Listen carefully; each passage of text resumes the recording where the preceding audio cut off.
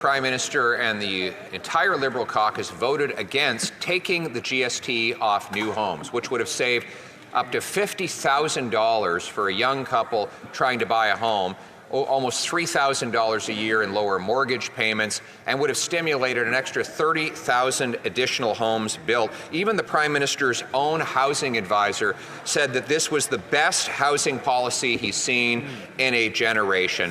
Why does the Prime Minister insist on taxing young people who are struggling to pay the doubling housing costs that he's brought since he took office? The Right Honourable Prime Minister. Mr. Speaker, Canadians have long learned that whenever Conservatives make promises, you have to look at the small print. And what the Leader of the Opposition actually proposed was cutting billions of dollars worth of investments to municipalities across the country to create more density, to accelerate the construction of homes, and to cut bureaucracy and red tape. Indeed, members of the Conservative Party have been advocating to invest in their communities, to send money to their mayors. And the Leader of the Opposition wrote a letter in their name saying, no, none of them want those investments in housing. Shame on him, Mr. Speaker. The Honourable Leader of the Opposition. Mr. Speaker, he's again imagining things. His program does not build homes, it builds bureaucracy. The only density is in his head. Our policy... there you go. No. You can't say that. I'm going to ask the Honourable... No, you try though, Pierre. The Leader of the Opposition to withdraw and to rephrase this question. Thank you. It's in his imagination, that's all. Mr. Speaker, the Prime Minister Still shouldn't be allowed wants to tax people up to $50,000 on buying a home so that he can give more money to the very bureaucrats that block home building. It's not that his housing funds don't help. It's worse. They actually block new home building with more bureaucrats. Why don't we follow my plan to slash the bureaucracy, axe the tax, and build the homes? There you go.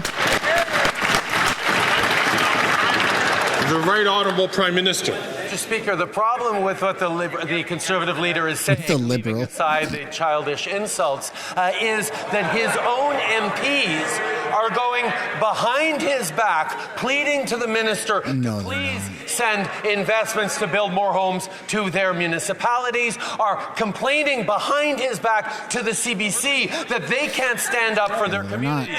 Mr. Speaker, MPs are supposed to be their communities' voices in this place, but he gives them a whap on the knuckles if ever they dare be anything but his voice in their communities.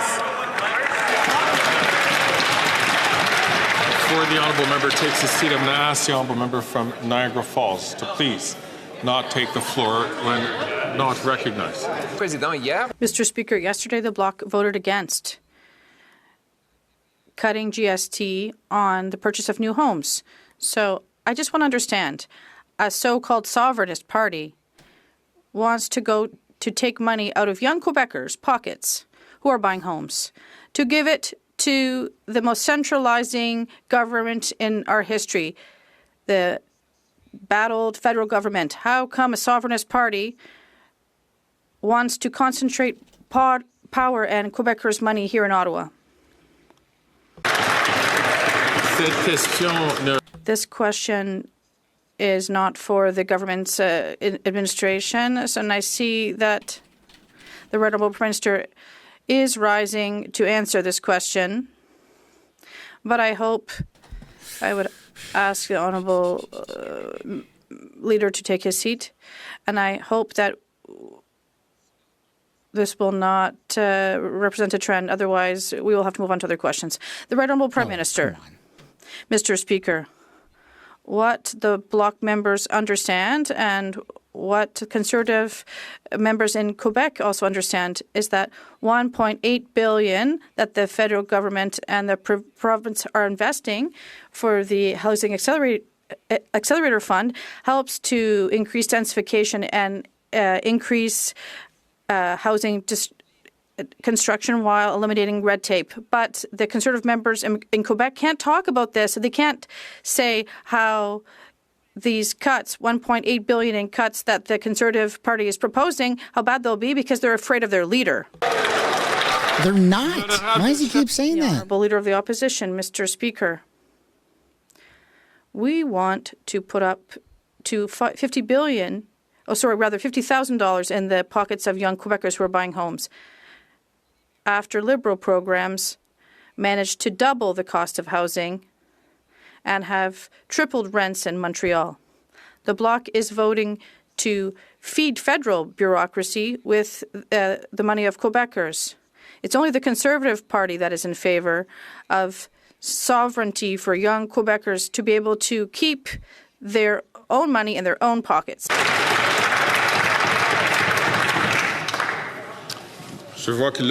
I see that the Right Honourable Prime Minister is rising. Mr. Speaker,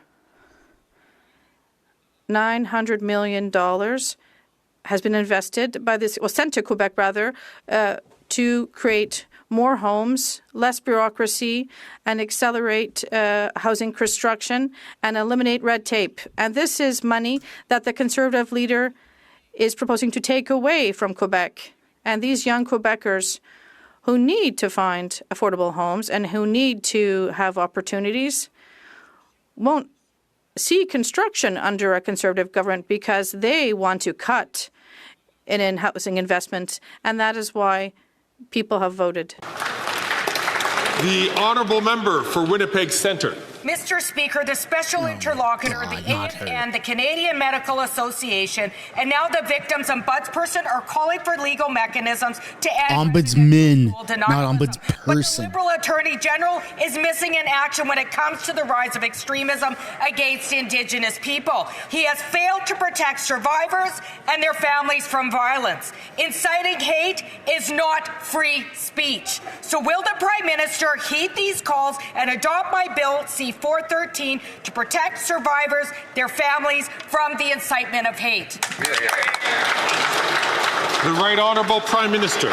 Mr. Speaker, we agree. Incitement to hatred, incitement to violence are not free speech. We need to make sure that the path of reconciliation that this country is on is walked on by everyone. And that's why we've stepped up significantly in our anti-racism strategy, why we continue to work with that member on her private member's bill, why we continue to move forward to make sure that everyone, despite all those who continue to attempt to deny residential schools, all those who believe in the better future for Canada, hold together and prevent denialism from happening. Wow. The Honourable Member for Edmonton Griesbach.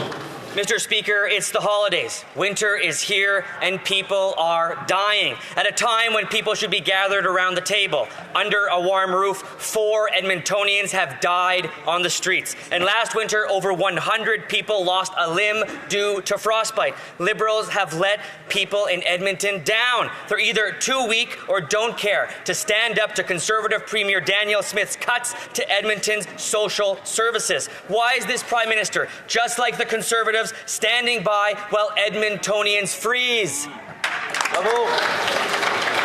The Right Honourable Prime Minister. Mr. Speaker, we put significant amounts of money forward for the provinces to tackle the issue of encampments, to tackle homelessness. We've made historic investments in increasing housing and decreasing homelessness. Provinces have been varied in their response to be willing to work with the federal government. That's why we're working directly with the City of Edmonton and Mayor Sohi on moving forward on supports to fight homelessness in Edmonton, as we are right across the country. It takes investment, it takes compassion, it takes partnership, and that's what we're doing. That's right. The Honourable Member for Northwest Territories. Mr. Speaker, since 2015, our government has made reconciliation with Indigenous people one of the most crucial priorities for Canada. We have made important progress from returning unceded land back to communities, making aggressive investments into housing, reforming health care, and eliminating almost 150 long-term boil water advisories across the country. Can the Prime Minister tell Canadians what more we as a government can do to support reconciliation? Great. The Right Honourable Prime Minister. Mr. Speaker, I want to begin by thanking the member for the Northwest Territories For sure, a leading tireless question. advocacy and his leadership. We introduced the First Nations Clean Water Act to ensure clean drinking water for generations to come and give First Nations the tools to manage their own drinking water infrastructure. It was shameful that in the presence of chiefs gathered from across the country, the Conservative Party voted to refuse to send that bill to the Senate. They stood against us sending C-61 to the Senate. Shame on them. We need to solve drinking water for generations to come. You've had 9 years, bro. Yesterday, the bloc voted once again for $21 billion in federal spending from the centralizing government. In total, $500 billion inflationary, centralizing, liberal spending, more power for the government here in Ottawa, less money in the pockets of Quebecers. What did the Prime Minister offer the Bloc leader to convince him to support these big deficits, bureaucracy, and inflation that the federal government is imposing? He's really dunking on Trudeau today. His question, the question that all Quebecers and Canadians should ask is why, on the contrary, is the Conservative Party voting against funds for affordable housing. They voted against military aid for Ukraine. They voted against funding for auto theft fights in Canada, against support to victims of Is he still wearing the Taylor Swift dental friendship care. They voted bracelets? against the National Food Program for schools. The question isn't why parliamentarians supported this. It's why the Conservative leader stands up against Canadians.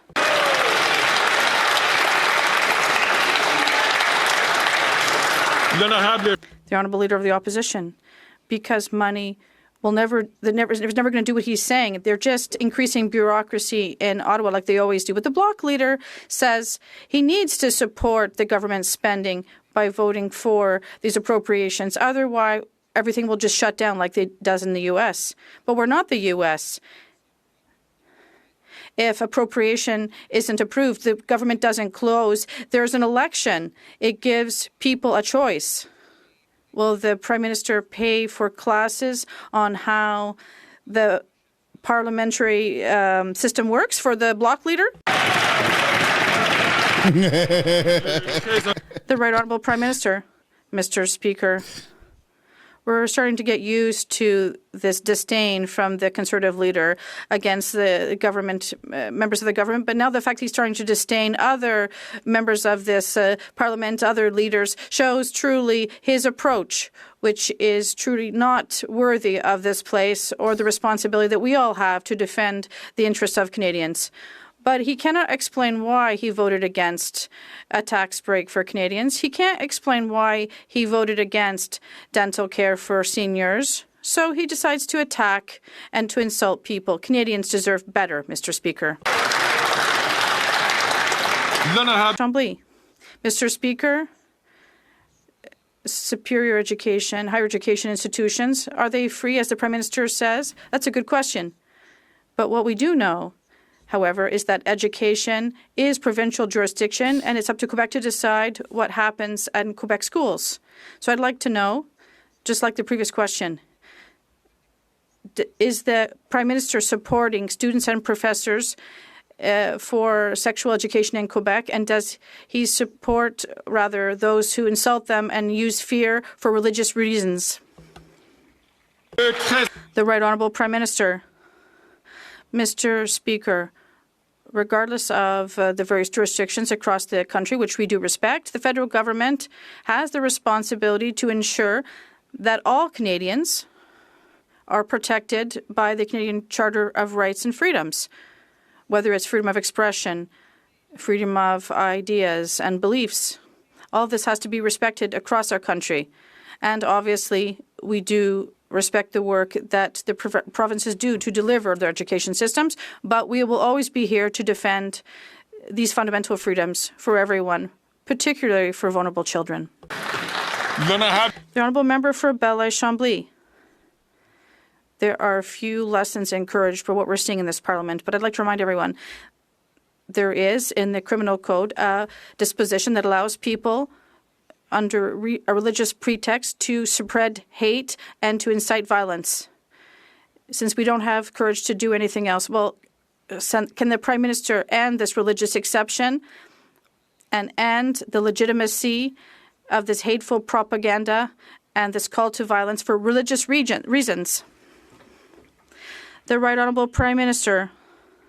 Mr. Speaker, spreading hate or encouraging violence is always illegal in Canada, and that's why we expect our police forces to be here to protect people and to ensure that the law is enforced.